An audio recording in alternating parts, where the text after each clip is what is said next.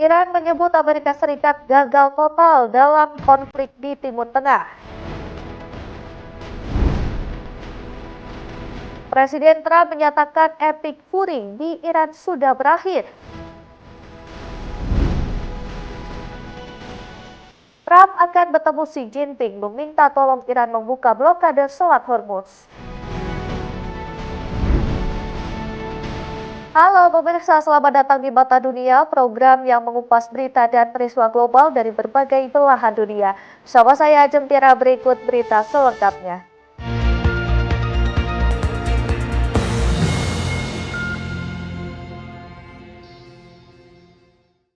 Kita awali dengan informasi yang pertama, pemirsa. Presiden Trump menghentikan Project Freedom atau Project Kebebasan atau mengawal kapal-kapal di Selat Hormuz.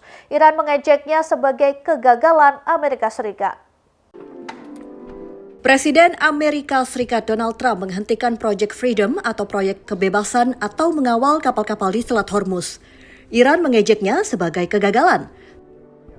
Sebelumnya, Trump mengklaim sepakat bersama menghentikan sementara operasi Amerika Serikat memandu kapal-kapal komersial melalui Selat Hormuz.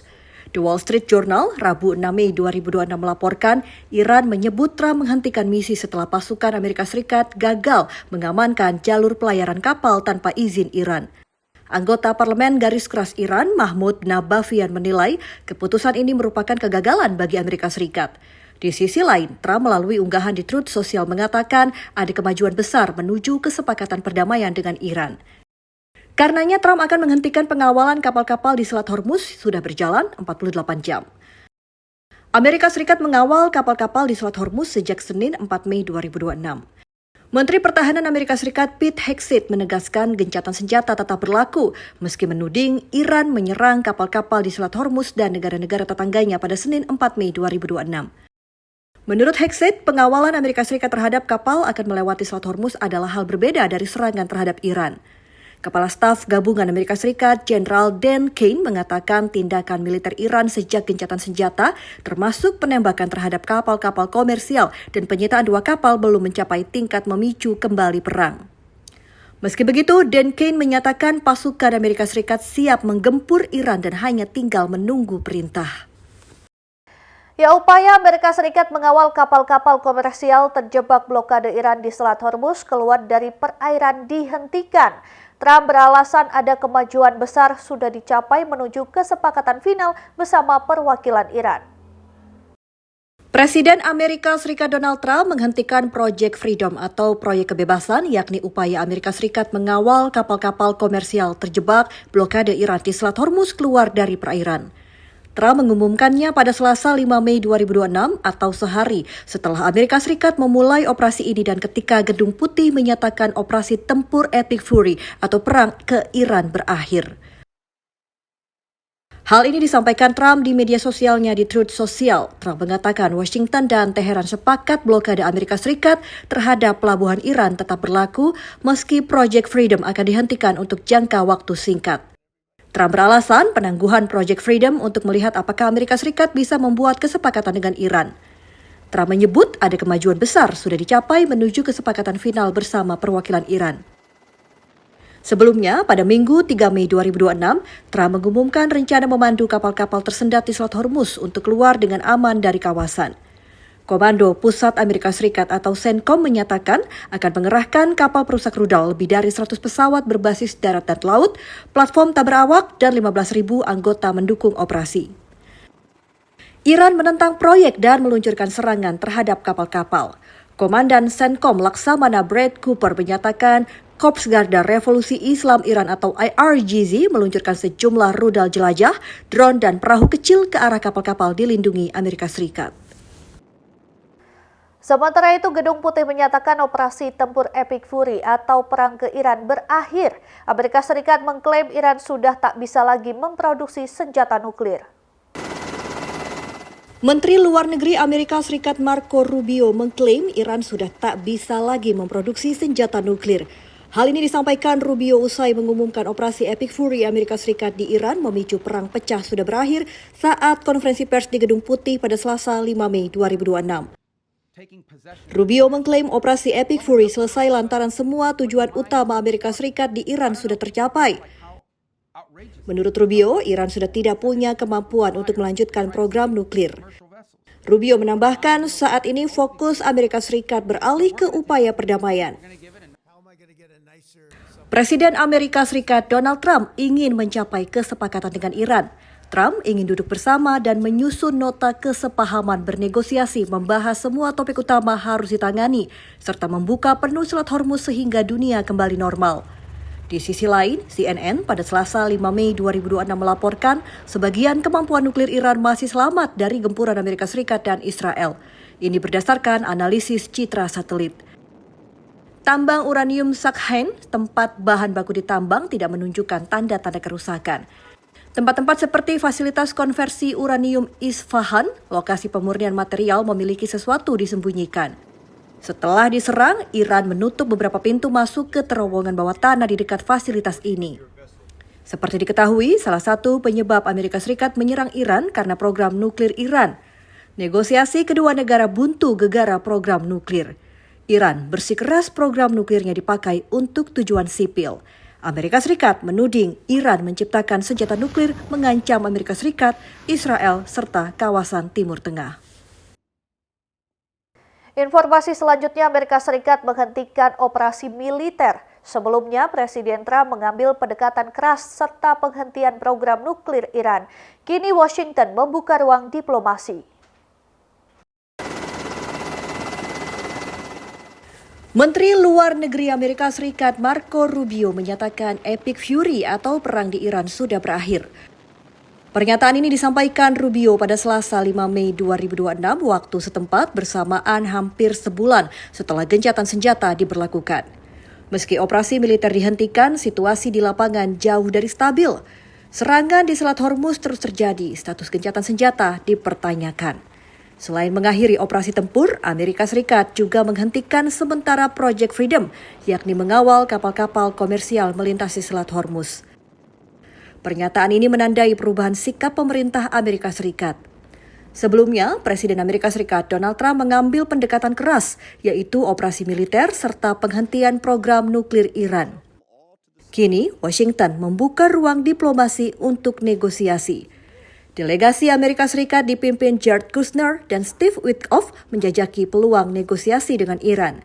Sebelumnya, pada hari yang sama, Menteri Pertahanan Amerika Serikat Pete Hegseth menegaskan gencatan senjata dengan Iran masih berlaku. Di sisi lain, perusahaan pelayaran besar masih belum mau melewati Selat Hormuz karena rentan ancaman rudal, drone, dan ranjau. Rubio mengakui pembukaan kembali jalur Hormuz tidak mudah dan Amerika Serikat akan memimpin upaya pembukaan Selat Hormuz meski sejumlah negara lain secara diam-diam menawarkan bantuan. Ya pemirsa, Washington mengerahkan kapal perang ke Timur Tengah. Iran merespons sekuat tenaga membalas serangan Amerika Serikat dan menindak tegas setiap kapal yang melintas tanpa izin. Tehran memegang kendali Selat Hormuz, menguasai ekonomi dunia. Pengerahan kapal kendali milik Angkatan Laut Amerika Serikat ke perairan Teluk menandai babak baru Amerika Serikat di Selat Hormuz. Operasi diberi nama Project Freedom atau Proyek Kebebasan menandai ambisi Washington merebut kembali pengaruhnya. Di sisi lain, operasi ini mengungkap keterbatasan nyata militer Amerika Serikat mengubah kebuntuan di Selat Hormuz. Teheran sekuat tenaga menggagalkan upaya kemenangan Amerika Serikat. Teheran merespon pengerahan kapal perang Amerika Serikat dengan meluncurkan rudal jelajah serta mengirimkan drone dan kapal serang kecil. Kepala Staf Gabungan Amerika Serikat, Jenderal Dan Kane menegaskan kehadiran militernya sangat terasa di lapangan demi menjamin keamanan. Di pihak lain, Wakil Komandan Garda Revolusi Iran atau IRGZ untuk urusan politik, Yadollah Javani, menegaskan kedaulatan Selat Hormuz berada di tangan Teheran. Iran memperingatkan setiap kapal yang melintas tanpa izin akan ditindak tegas. Pengawalan militer dikerahkan Amerika Serikat mengawal kapal-kapal di Selat Hormuz, namun pemulihan ekonomi global masih jauh dari harapan.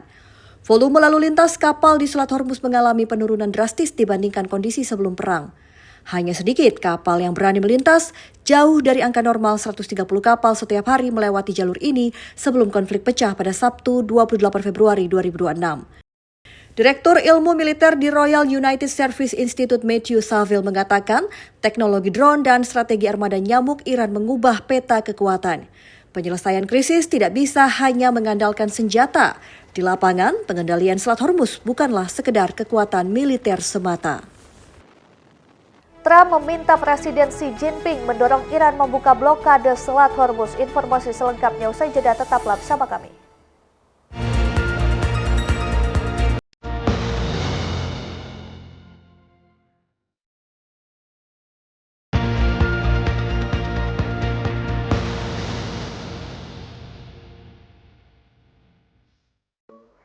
Terima kasih Anda masih bersama kami. Pemirsa, Presiden Trump tanpa ragu akan meminta Presiden Xi Jinping mendorong Iran membuka blokade di Selat Hormuz.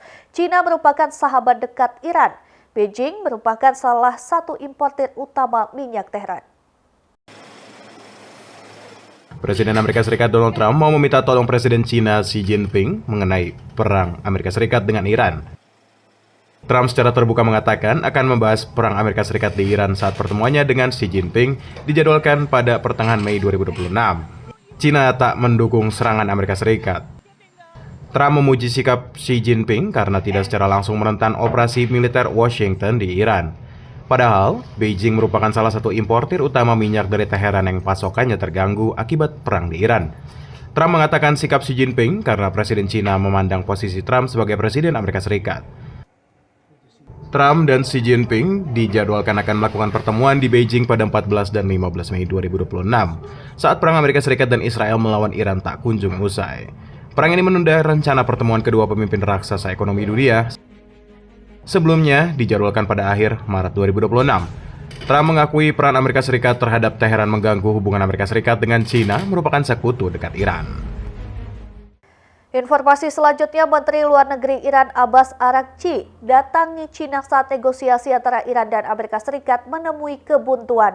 Keduanya membahas hubungan bilateral serta perkembangan regional dan internasional. Menteri Luar Negeri Iran Abbas Araghchi tiba di Beijing, China pada Rabu 6 Mei 2026 saat perang gencatan senjata hingga perundingan damai dengan Amerika Serikat menemui kebuntuan. Tasnim dan Fars melaporkan Araghchi tiba di Beijing sekitar Rabu pagi, waktu setempat, dan menggelar pembicaraan dengan Menteri Luar Negeri China, Wang Yi. Keduanya membahas hubungan bilateral serta perkembangan regional dan internasional. China merupakan salah satu importir utama minyak Iran, meski ada sanksi dijatuhkan Amerika Serikat dalam upaya menekan sumber pendapatan Teheran. Kunjungan Araghchi menjelang rencana lawatan Presiden Amerika Serikat Donald Trump ke China dijadwalkan pada Kamis dan Jumat 14 dan 15 Mei 2026 bertemu Presiden Xi Jinping. Kunjungan Trump sempat ditunda imbas perang Amerika Serikat dan Iran dimulai sejak Sabtu 28 Februari 2026. Kunjungan Araghchi bersamaan ketegangan memuncak antara Iran dan Amerika Serikat saat gencatan senjata rapuh sejak Rabu 8 April 2026. Kunjungan ini juga berlangsung tak lama setelah Menteri Luar Negeri Amerika Serikat Marco Rubio mengumumkan operasi tempur Epic Fury atau perang ke Iran sudah berakhir, seharusnya menandai akhir dari perang. Menyangkut kunjungan Araghchi, Rubio mendesak China bisa menekan Iran melonggarkan kendalinya atas Selat Hormuz, jalur perdagangan minyak dan gas global di blokade Teheran selama perang. Sementara itu, pemerintah Amerika Serikat mendesak China menggunakan pengaruh diplomatiknya merayu Iran membuka kembali Selat Hormuz. Ekonomi Beijing bertumpu pada ekspor sangat bergantung pada pengiriman barang melewati Selat Hormuz. Pemerintah Amerika Serikat mendesak China menggunakan pengaruh diplomatiknya merayu Iran membuka kembali Selat Hormuz. Desakan ini keluar beberapa hari sebelum Presiden Amerika Serikat Donald Trump dan Presiden China Xi Jinping dijadwalkan bertemu di Beijing pada pertengahan bulan ini. Menteri Luar Negeri Amerika Serikat Marco Rubio meminta para pejabat China agar menggunakan kunjungan Menteri Luar Negeri Iran Abbas Araghchi untuk mendesak Teheran membuka blokade di jalur penting perairan dunia. Ekonomi Beijing bertumpu pada ekspor sangat bergantung pada pengiriman barang yang melewati Selat Hormuz. Sekitar setengah dari minyak mentahnya dan hampir sepertiga dari gas alam cairnya dari Timur Tengah. Penutupan selat berdampak sangat besar pada Asia. Trump yakin China berperan mendorong Iran menyetujui gencatan senjata rapuh yang disepakati pada 8 April 2026. Trump percaya China bisa berbuat lebih banyak untuk terlibat membuka kembali Selat Hormuz. Kabar berikutnya, Presiden ke-44 Amerika Serikat Barack Obama mengaku pernah dirayu Perdana Menteri Israel Benjamin Netanyahu untuk menggempur Iran. Obama ragu perang bisa menguntungkan Amerika Serikat dan Israel. Presiden ke-44 Amerika Serikat Barack Obama mengaku pernah dirayu berulang kali oleh Perdana Menteri Israel Benjamin Netanyahu untuk menggempur Iran. Dalam video dirilis New Yorker pada Senin 4 Mei 2026, Obama mengatakan Netanyahu menggunakan argumen dan justifikasi yang sama menyerang Iran saat membujuk Presiden Amerika Serikat Donald Trump. Obama mengatakan ada perbedaan mendasar antara dirinya dan Netanyahu mengenai Iran. Obama meragukan perang bisa menguntungkan Amerika Serikat dan Israel. Meskipun di satu sisi, Obama yakin tujuan Netanyahu sudah tercapai. Pengakuan serupa sempat juga disampaikan mantan Menteri Luar Negeri Amerika Serikat John Kerry. John Kerry menyebut Netanyahu berulang kali mendesak berbagai pemimpin Amerika Serikat meluncurkan serangan ke Iran. Kerry mengatakan mereka adalah George W. Bush, Barack Obama, dan Joe Biden. Netanyahu mengajukan proposal serangan secara langsung ke para presiden Amerika Serikat sebelumnya, tetapi menemui jalan buntu. Satu-satunya presiden Amerika Serikat kena bujuk rayu Netanyahu adalah Donald Trump.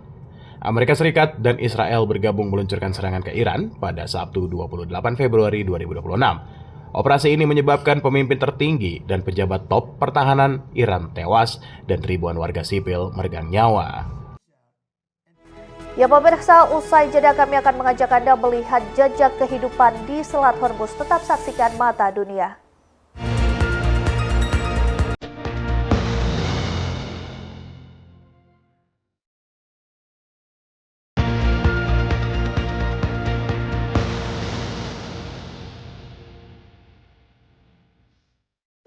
Anda kembali menyaksikan Mata Dunia. Pemirsa, Selat Hormuz jadi perhatian dunia saat ini. Dua negara yaitu Amerika Serikat dan Iran saling serang dan klaim menguasai selat ini.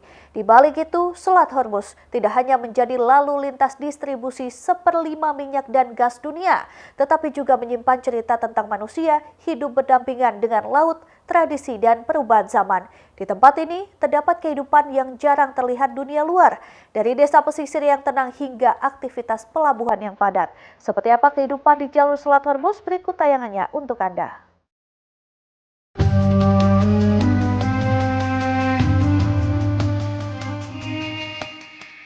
Selamat datang di Selat Hormuz.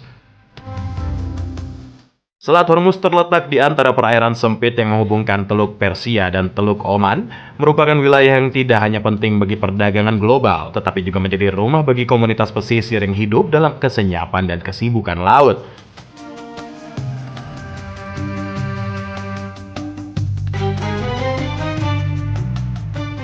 Selat Hormuz terletak di antara Iran di bagian utara dan Oman serta Uni Emirat Arab di bagian selatan. Wilayah ini menghubungkan Teluk Persia dan Teluk Oman yang menuju Laut Arab dan Samudra Hindia. Secara ekonomi, selat ini merupakan salah satu jalur paling strategis di dunia.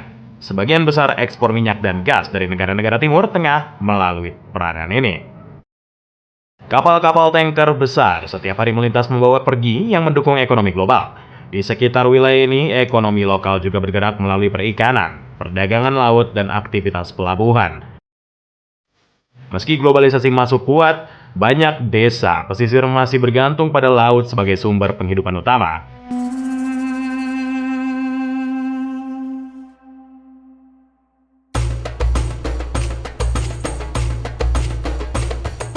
Di wilayah pesisir Selat Hormuz, kehidupan masyarakat sangat terikat dengan tradisi laut.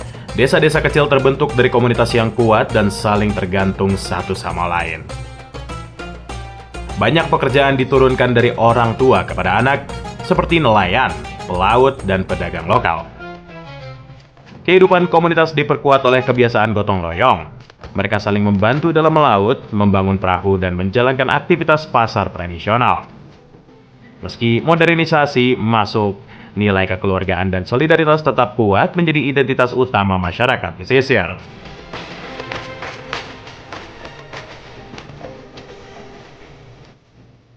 Kehidupan sehari-hari di wilayah ini sangat dipengaruhi oleh laut dan cuaca. Banyak warga memulai hari sejak pagi buta untuk melaut. Makanan sehari-hari didominasi oleh hasil laut. Ikan segar menjadi menu utama yang diolah dengan rempah khas Timur Tengah seperti kapulaga, kunyit, dan saffron. Kehidupan harian berjalan sederhana, namun sangat terkait dengan ritme laut. Saat cuaca baik, aktivitas ekonomi meningkat. Namun, saat kondisi buruk, kehidupan menjadi lebih tenang dan terbatas.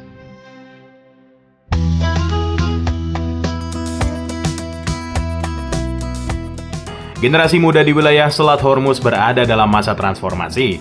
Sebagian masih melanjutkan tradisi keluarga sebagai nelayan dan pekerja laut, namun sebagian lain mulai menempuh pendidikan lebih tinggi di kota-kota besar. Tantangan utama adalah menjaga identitas budaya di tengah arus modernisasi. Banyak generasi muda yang harus memilih antara bertahan di desa pesisir atau merantau ke kota untuk pekerjaan baru. Namun, di sisi lain muncul peluang baru di bidang logistik, energi, dan perdagangan internasional. Di sini, generasi muda menjadi jembatan antara tradisi lama dan dunia modern. Selat Hormuz bukan hanya peta strategis ekonomi dunia, tetapi juga cermin kehidupan manusia yang bergantung pada laut.